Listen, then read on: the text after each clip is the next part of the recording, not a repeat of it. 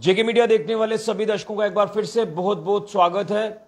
मैं इस समय जिला सांबा के रामगढ़ इलाके में मौजूद हूं और रामगढ़ इलाके के एक ऐसे परिवार में मौजूद हूं जो फाइनेंशियली काफी ज्यादा वीक है और इस परिवार का एक लौता बेटा, एक लौता बच्चा जो पिछले 5 सालों से किडनी जैसी घातक बीमारी से जूझ रहा है। किडनीज खराब हैं और 23 साल इनकी उम्र है।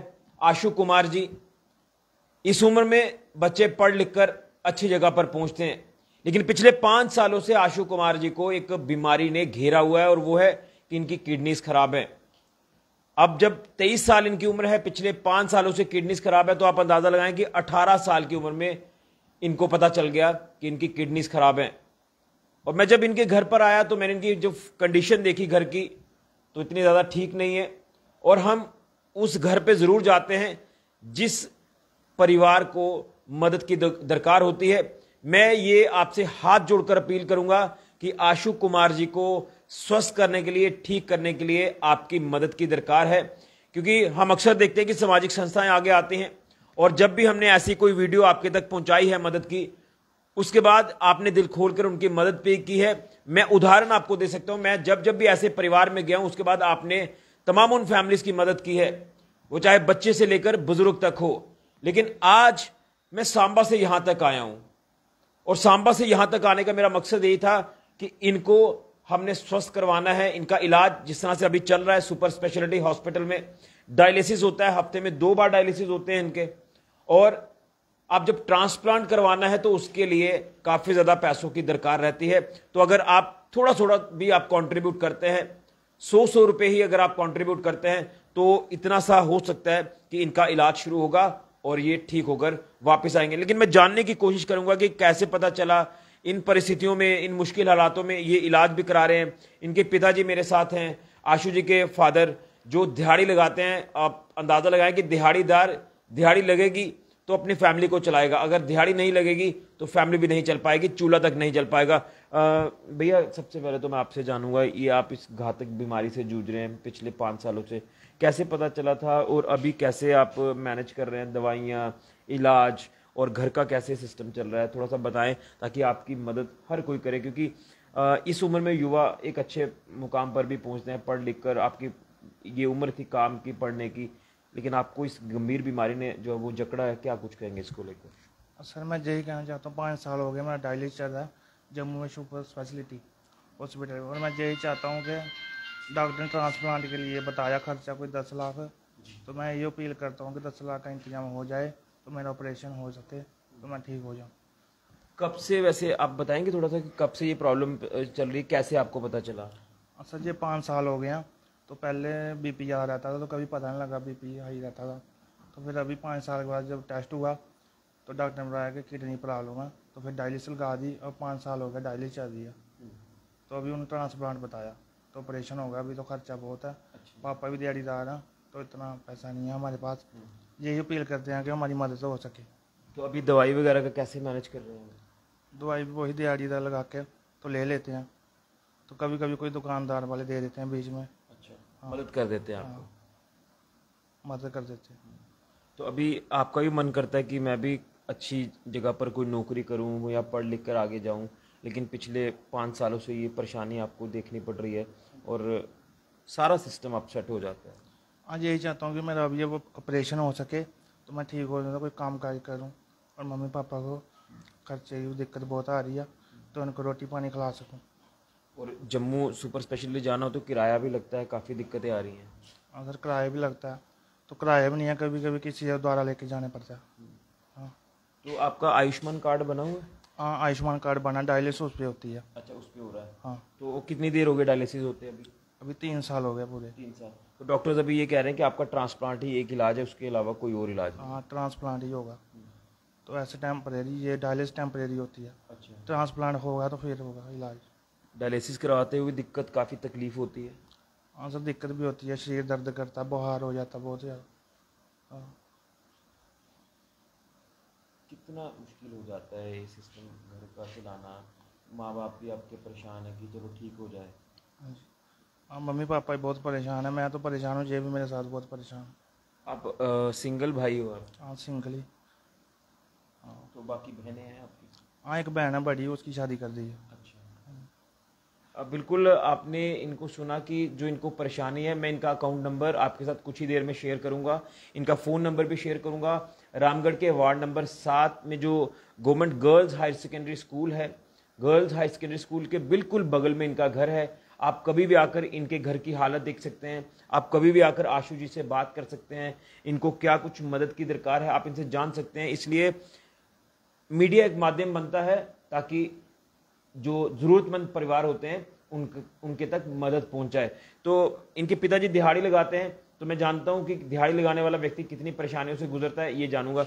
अंगली के ना है थोड़ा तो कितनी परेशानी थोड़ा आवा कर दी है, बेटा थोड़ा इकलौता बीमार है, क्या अपना चाहते हो? मैं करा दी आखा ठीक होना चाहिए। हाँ ठीक हो जाए, चलो ठीक है, सारा को सारा बन जाएगा। दिहाड़ी लगाते हो? हाँ जी।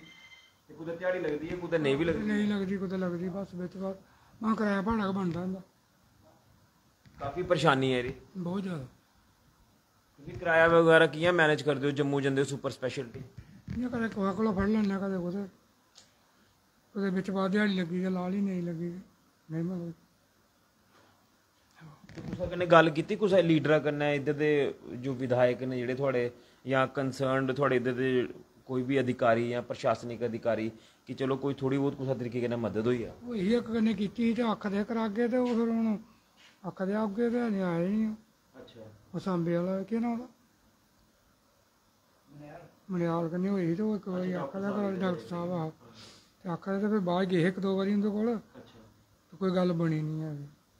हाँ जी, कोई नहीं गल्ल। अपील करके अपने बच्चे आस्ते सारे लोग जेह्ड़े तुहानूं दिक्खा दिंदा कि मदद होई जा? आखा ठीक हो जाना चाहिदा, ऑपरेशन करवाना उसके बाद। बिल्कुल आप पिता की परेशानी को आप समझ सकते हैं। मैं ये अपडेट करने की कोशिश कर रहा हूँ कि इस पिता के दर्द को आप समझें, जिनका इकलौता बेटा है, और आप अंदाज़ा लगाएं कि क्या उनके ऊपर इस समय बीत रही है।